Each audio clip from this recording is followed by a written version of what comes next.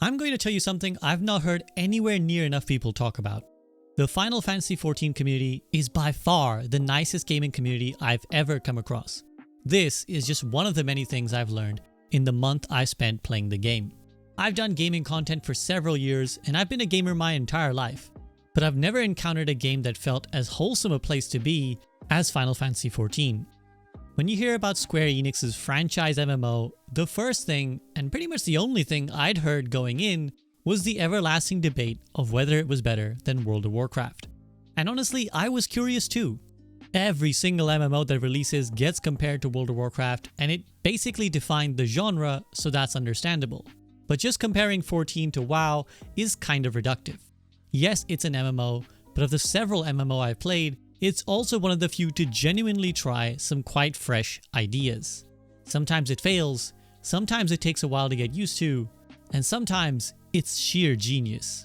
And I find myself fascinated, hooked, and eager to go back in for more. So I want to tell you about the 28 days I spent playing Final Fantasy XIV because it's not just the community that surprised me, and despite going in basically expecting to be disappointed, I think I might just have found a new lifelong addiction instead. I kind of like it. I'm hooked.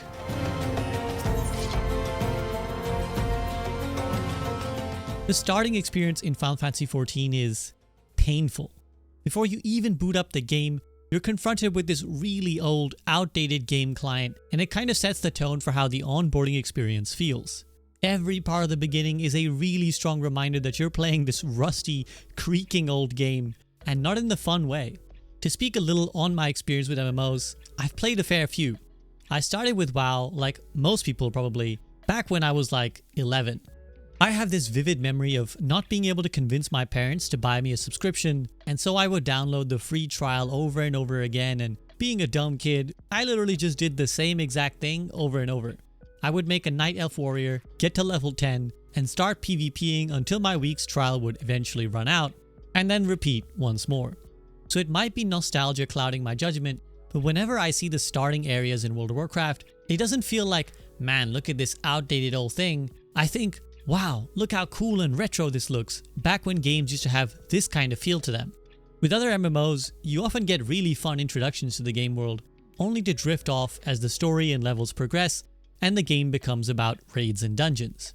But with 14, it's sort of the opposite. Your beginning is painful, and it gets better as you go.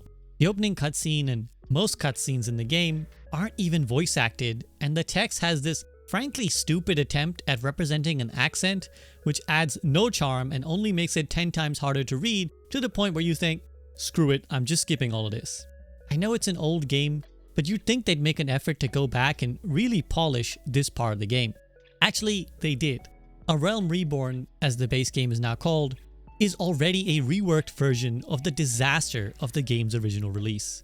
But it still feels incredibly clunky, and I don't know if that just reflects how bad the game originally was, or how much more room they have to improve. If you think about it, no matter how good your endgame content is, only a small percentage of players will ever reach it. But 100% of everyone who boots up Final Fantasy XIV will play this section. And the fact that it's so appallingly drab is quite surprising, honestly. It doesn't get any better as you start questing, because the vast majority of the early quests you get are just talk to this guy, run over here and talk to this guy, and then run over there and talk to a third guy. Great, quest complete. Now some people might say, are fetch quests, which most MMOs give you, any better really? And the answer is a resounding yes. It might be generic to just have an NPC tell you to go kill 10 boars, but at least when you do that, you're engaging with the combat mechanisms of the game. And more importantly, you're an active participant. You as the player actually feel like you're doing something that is an achievement. You know, the whole point of MMOs. It might be a tutorial quest that you can never realistically fail, but still going out and fighting mobs is way better than what 14 has you do. They do eventually give you the kill 10 boars type of quest, but I kid you not, you're like level 5 before that happens. And then after doing a couple of those, you're back to the just chat to these 3 insignificant NPCs and listen to them ramble quests. It would be one thing if there was something really compelling happening, if there was some cool story you're being brought into, but that's absolutely not the case. It's a super generic, oh, you're a new adventurer in town, are you? Well, let's get you settled in.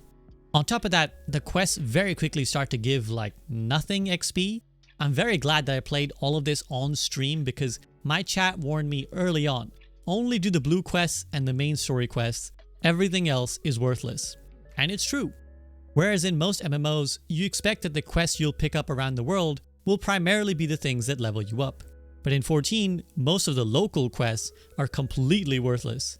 Not only are they often not interesting, but the rewards are totally not worth your time. Which means you just don't end up interacting a lot with the areas you're in.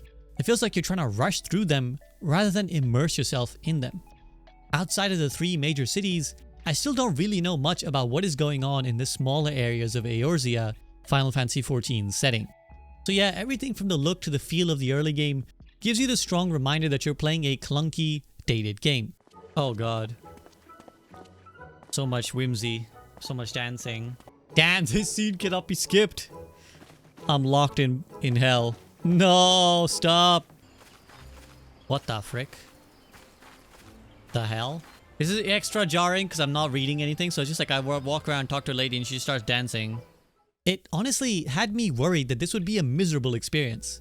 People kept telling me, stick with it, I promise it gets better. But how long can you keep doing that without being sure of the outcome? But there is one thing that the game introduced early on that thankfully almost immediately had me hooked, and also began to show me that there was some hidden genius in Final Fantasy XIV. Things that I honestly didn't think could be so well done in an MMO, crafting and gathering.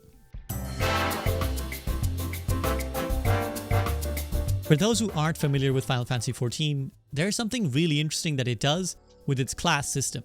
In almost every MMO I've ever played, and just to list off my previous experience, I'm talking about World of Warcraft, Warhammer Online, Lineage, Guild Wars, Old School RuneScape, and several other more short-lived ones. In basically all of these, you create a character at the start of the game, choose a class, and then that's it. That is your class for the entire game unless you want to make a new character or do some elaborate respecking. So you're either a warrior or a ranger or a warlock or whatever. In Final Fantasy XIV, you can change your class as easily as you change your weapon. Literally. What weapon you equip in your main hand will decide what class you are. I chose the warrior archetype of Marauder initially, so I started with an axe, but if I equip a staff, I could be a spellcaster for example. And the same goes for your professions, aka your crafting and gathering classes. Often you're limited in an MMO to only leveling a handful of these skills. But in Final Fantasy XIV, you can learn literally everything all at once if you want to. And boy did I want to. At first, I found it weird that I could level all my professions at once. I was so indoctrinated into the ways of previous MMOs that it felt like it made each profession less special if I could just have all of them. But soon, I realized my one true purpose in this game. Gotta craft them all. First came my love for gathering. Again, in most MMOs, gathering is a pretty passive activity where you walk up to an ore node or a tree or whatever and begin the gathering and just sit there AFK. In some cases, literally. You just start the gathering and leave for like 10 minutes while your character farms indefinitely. But 14 does something really interesting. It makes the gathering into a mini-game. Basically, your baseline stats affect your general chance of gathering one of several possible resources that each gathering spot has. So a tree could get you a log, but also some fruit or a branch, each of which is needed for crafting different things. And each of these had a different difficulty of acquiring. You get 4 attempts to gather, and you can then use unique abilities to affect how the gathering will go. Some will up the raw chance of getting a successful pull, so you might start with a 70% chance to get what you want, but buff yourself up to 90. And by the way, 90% means you will miss 3 out of 4 hits. That's just how game RNG works. Ah shit, I should have done the pop before I did this. You're kidding me! What?! All of a sudden, gathering went from being this super mindless activity to being a really interesting one. And for all the criticisms I had about the questing becoming passive, gathering was incredibly active. Because it required some thought and planning, getting resources became exciting, like I was being rewarded for playing smart. All of a sudden, I was constantly on the lookout for gathering spots that could yield me new and unfamiliar items to progress my gathering log, and it made exploring the environment so much more fun. This thrill was compounded by the knowledge of what you can do with the items, because you knew you were going to need those raw materials for all the crafting skills you were also leveling up at the same time. And in the same way that gathering has a minigame, so too does crafting. Anytime you craft, you can either fail, make a regular quality item, or a high quality item. To succeed in crafting, you just have to complete your progress bar, which certain actions fill in differing amounts. But if you want to craft a high quality item, you also have to fill your quality bar, which requires a different set of actions to progress. So crafting is really more of a maths puzzle, where you get a limited number of actions to craft your product, and you have to figure out which combination of abilities will get you the best result, mixed in with some RNG mechanics to keep it fresh and different every time. Then there's fishing, which sucked. But the mother of all gathering comes in the form of ocean fishing, a limited time, unique instance version of fishing that was a ton of fun. Ordinary fishing, while still having a minigame mechanic to it, suffered from the same problem that most fishing does. It's really boring. It involves a lot of standing around and waiting for stuff to happen, which is true to the real fishing experience, but hey, I don't want to do that either.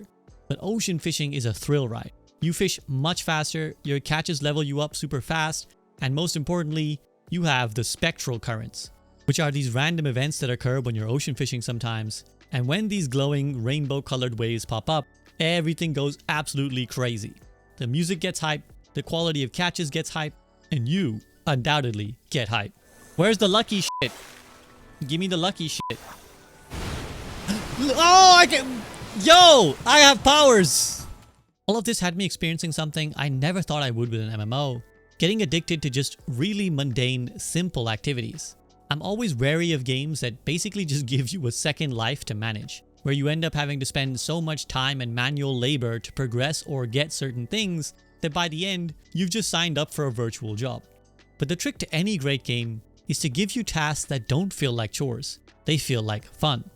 And that's what I felt with crafting and gathering in Final Fantasy XIV.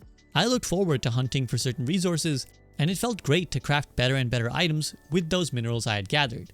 There were a lot of times where I could have just bought the resource on the market boards, the game's player-to-player auction house, but I started playing in a way where I would gather everything myself and then make it myself. It was this really holistic and rewarding experience where I truly felt self-sufficient and like I was genuinely progressing in something valuable. To make things even better, later on in the game, you get to join what's called a Grand Company, which is one of 3 NPC factions based in each of the main cities.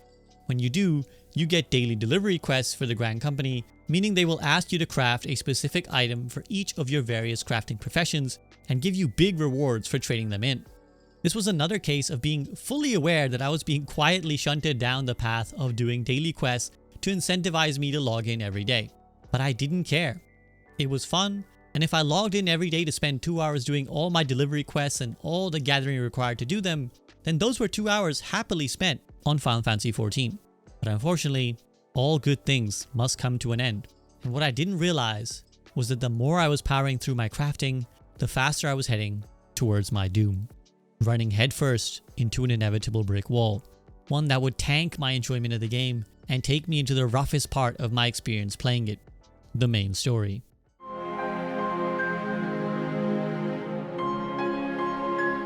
Final Fantasy XIV is a game that has had multiple expansions, which means it's doubled its original level cap from 50 to 100.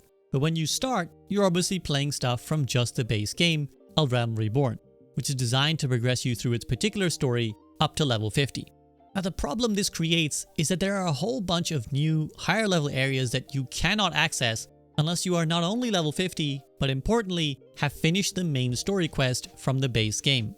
As a player, I basically wanted to spend most of my time crafting and gathering. The combat is fun enough, but I wasn't really interested in dungeons or story questing with any real urgency. I was doing a little bit of both every day, but I wanted to spend most of my time being a peaceful man of culture. The problem is, once you level your crafting to 50, all of a sudden the resources you need to craft new items are completely different, i.e. they can only be acquired from the new expansion areas.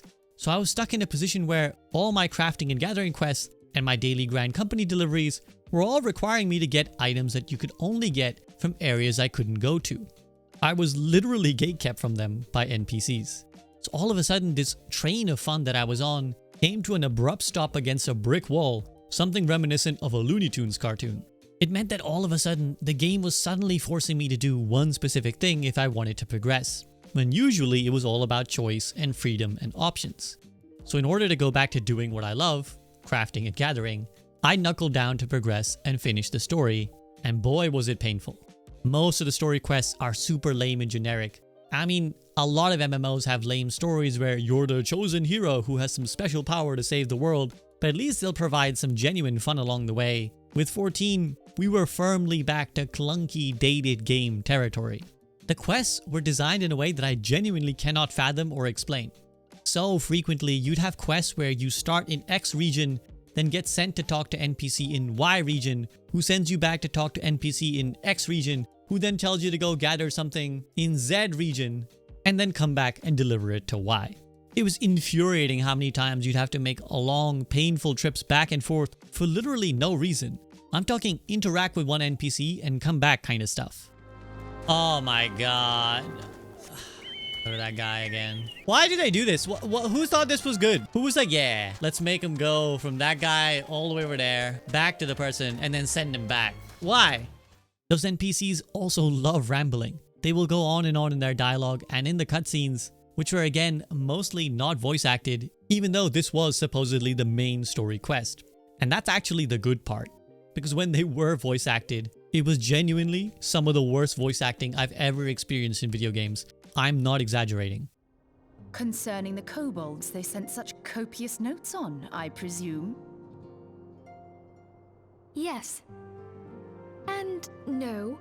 It has more to That do was with so their slow. findings, which portend a peril far greater than any beast tribe. What sort of peril? Wow, why is this so slow? Why is the voice acting so slow? It's like they're voice acting for Dora the Explorer. Can you say The kobold? kobolds can reach. Kobold! My chat explained to me that apparently they changed the voice acting company they use after A Realm Reborn. So again, it gets better, but right now, it was not good. This kind of became a theme. If you ask any community member of 14 what they like about the game, 9 out of 10 times they will tell you that it's the story. I literally could not go a single stream without at least a few new people coming in to say, oh, you're new to the game? Enjoy. A Realm Reborn is really painful, but it gets amazing afterwards and the story is spectacular. Now, I appreciated the sentiment, I do believe them, but I think expecting a player to go through like 100 hours of content just to get to the good stuff? Well, I may as well watch One Piece at that point. That was a joke, by the way. I love you, Luffy. But there was one bright light.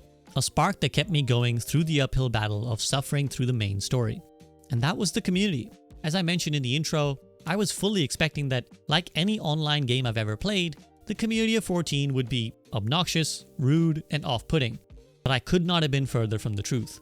Almost from the very beginning, I found that people were helpful, generous, and would go out of their way to help a new player. See, the game has a way of indicating who genuinely new players are with this sprout symbol next to their name. And while I was worried that that would get me targeted, it was actually the opposite. Literally the first interaction I had with another player was them giving me money when they saw I was a new player learning to cook. Getting my attention started leveling and coloring in order to help you with this. Here's a future tip for future dishes. So they're giving me 1600. Yo, free money. Thank you to the nice person just giving me free money. That's my first interaction with a human player in Final Fantasy and they just gave me 1600 gil. A few days later, a truly generous soul just started a random trade with me and, well, this happened. Hello? Whoa! Whoa, someone just gave me 1,000,000 gil? Classic Sprout moment. Man, the Final Fantasy community is way too nice. What the hell? How do I thank this person? Oh, Sentel. Thank you so much. When you go ocean fishing, people would use shout chat on the boat to tell you which is the optimal bait to use. In dungeons, people are always friendly. Out in the game world, people will randomly heal you if they see you're a newbie fighting some tough mobs. I truly had my mind blown by how genuinely nice every person seemed to be when playing Final Fantasy XIV. I think what it shows you is how the accepted culture of a game can genuinely transform player behavior. In most online games, we tolerate people being awful. Sometimes we enable it, sometimes we participate in it. Yelling, hurling insults, being rude or spiteful. But the community of 14 has a reputation of being kind, and so I think the players fulfilled this expectation. I didn't encounter any rude players, so I don't know how they're dealt with, but I imagine they're pushed out by peer pressure, rejected by the majority of the community who don't want them around. Or maybe they learn to calm down and behave better when looking at the example of others. Now it helps that this isn't a game where people are generally competing against each other, but still, it was genuinely heartwarming and made the game experience so much better. Despite that, the slog to the main story was getting quite tiring. Doing mostly aimless quests for a rather generic story was really bringing me down. and I felt like I needed something else in lieu of crafting that would satisfy me, that would give me a real draw to keep playing, and I found it in a familiar place.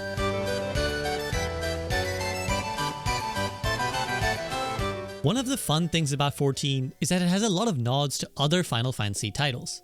I'd consider myself a fan of the franchise, even though I've not played that many of the games. Final Fantasy X is my favorite game of all time, and the game that got me into games.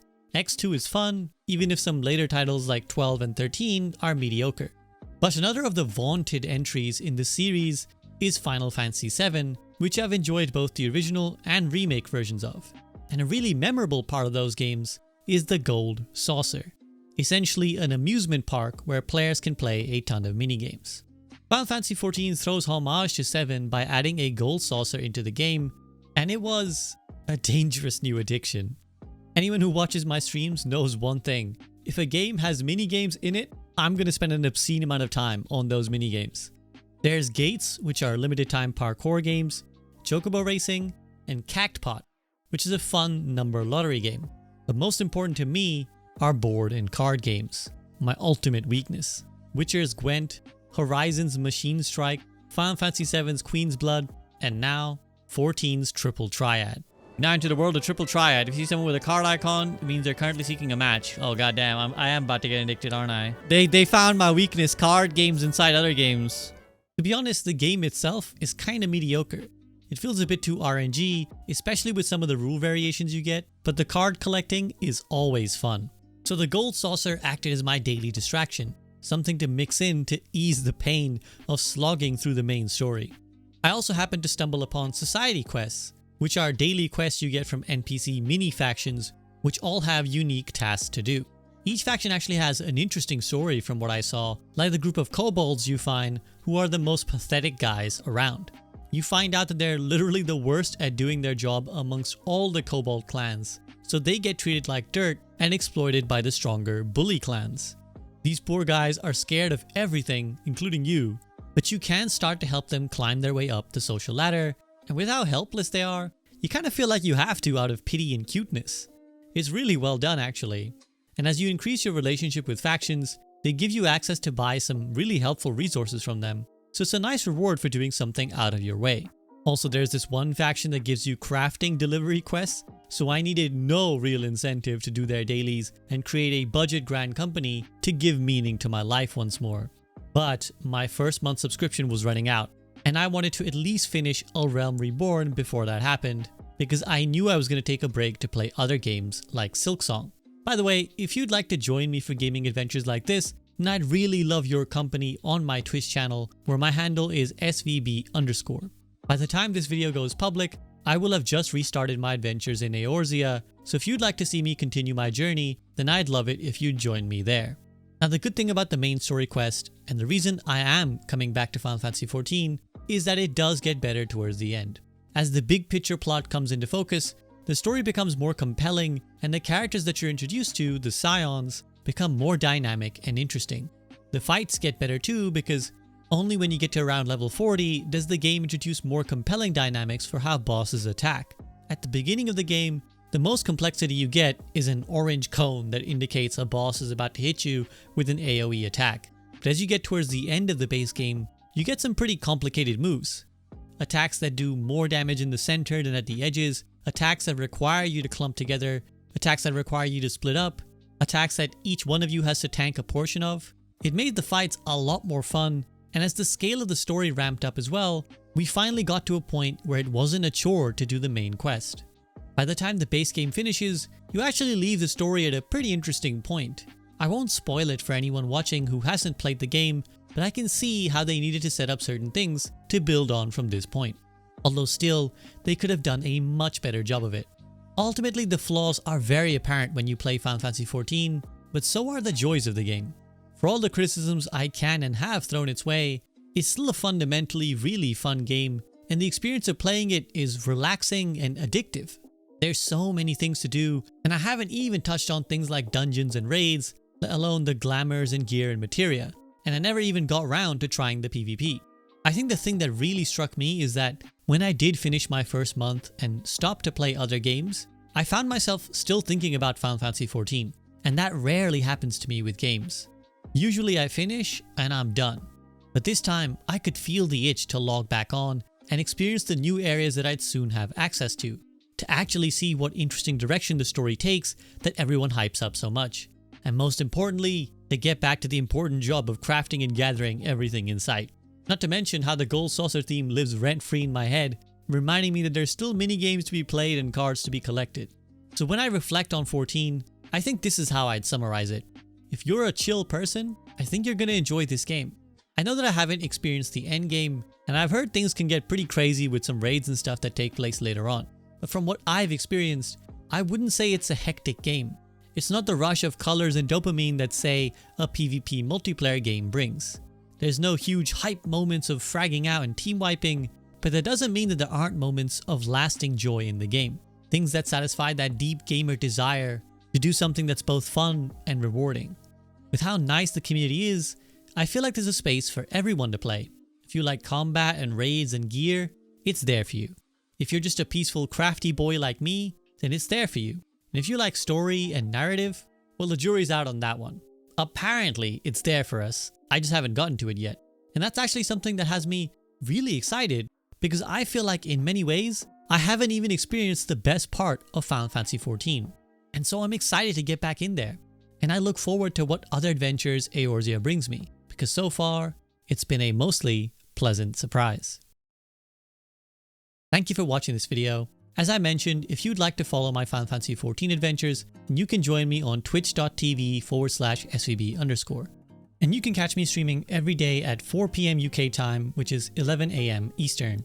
I also play other games on stream too, and recent entries include Silksong, Final Fantasy VII Rebirth, Blue Prince, and Expedition 33. I'm also keen on trying Hades 2 soon as well. If you'd like to support this content directly, then I would really appreciate it if you could do so via Patreon or a one-time PayPal donation, the links to both of which are in the video description. I want to thank everyone who currently supports my content creation career, here or on my other channel, The Soak, or anyone who's ever supported me, because I'm very grateful to have that from you, including the support of your views and comments. But that's it for now. I hope I'll see you soon in a video or on stream, and have a great day.